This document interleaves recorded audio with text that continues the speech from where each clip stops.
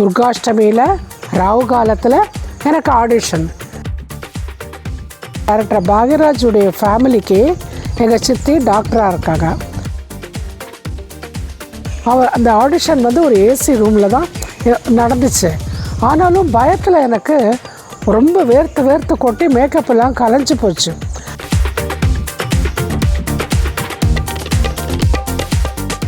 அன்பு உள்ளங்களுக்கு மெட்ராஸ் வசி சேனல்லேருந்து மைத்திலியின் வணக்கங்கள். எப்படி இருக்கீங்க எல்லோரும்? இது சம்பிரதாயமான கேள்வி இல்லையா? கண்டிப்பாக நீங்கள்லாம் நல்லா தான் இருப்பீங்க. அதனால தான் ரொம்ப சிரித்த முகத்தோட இந்த சேனலை பார்க்குறீங்க, என்னை என்கரேஜ் பண்ணுறீங்கங்கிறது எனக்கு நல்லா தெரியுது. ஓகே, இப்போது என்னுடைய ஃபஸ்ட்டு படம் ராசுக்குட்டின்னு சொன்னேன் இல்லையா? அந்த படத்துக்கு என்னை எப்படி செலக்ட் பண்ணாங்க அப்படிங்கிறதே ஒரு இன்ட்ரெஸ்டிங்கான விஷயந்தான். அது டைரக்டர் பாக்யராஜ், எல்லாருக்குமே தெரியும். அவர் தான் ஹீரோவாகவும் பண்ணார்.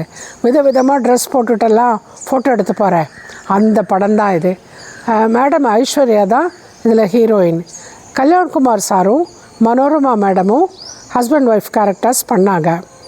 இந்த படத்துக்கு கல்யாண்குமார் சாருடைய தங்கச்சி கேரக்டருக்கு என்னை செலக்ட் பண்ணாங்க. இது எப்படின்னா, கோபிச்செட்டிப்பாளையத்தில் டைரக்டர் பாக்யராஜுடைய ஃபேமிலிக்கு எங்கள் சித்தி டாக்டராக இருக்காங்க. அப்போ இருந்தாங்க. அவங்க மூலமாக என்னை பற்றி கேள்விப்பட்டு, மெட்ராஸில் இந்த மாதிரி, அப்போல்லாம் மெட்ராஸாக தான் இருந்துச்சு, மெட்ராஸில் இந்த மாதிரி ஒரு ஆர்டிஸ்ட் இருக்காங்க, புதுமுகம், இன்னும் படமே கமிட் ஆகலை அப்படின்னு சொல்லி என்னை கூப்பிட்டு ஆடிஷன் பண்ணாங்க. ஆடிஷன் பண்ணது என்றைக்கு தெரியுமா? ஒரு ஞாயிற்றுக்கிழமை. டைம் என்னன்னு தெரியுமா? 4:30 to 6, சரியான ராகு காலம். சரி, இது ஓகே. அந்த டே என்னன்னு தெரியுமா? அஷ்டமி, அதுவும் துர்காஷ்டமியில் ராகு காலத்தில் எனக்கு ஆடிஷன். என்னடா அது, இந்த மாதிரி டைமில் ஆடிஷன் வைக்கிறாங்களே அப்படின்னு நான் யோசித்தேன். கொஞ்சம் பயத்தில் தான் போனேன். அப்போல்லாம் எனக்கு அது மேலெலாம் ஒரு மாதிரி நம்பிக்கையும் இருந்துச்சு, பயமும் இருந்துச்சு.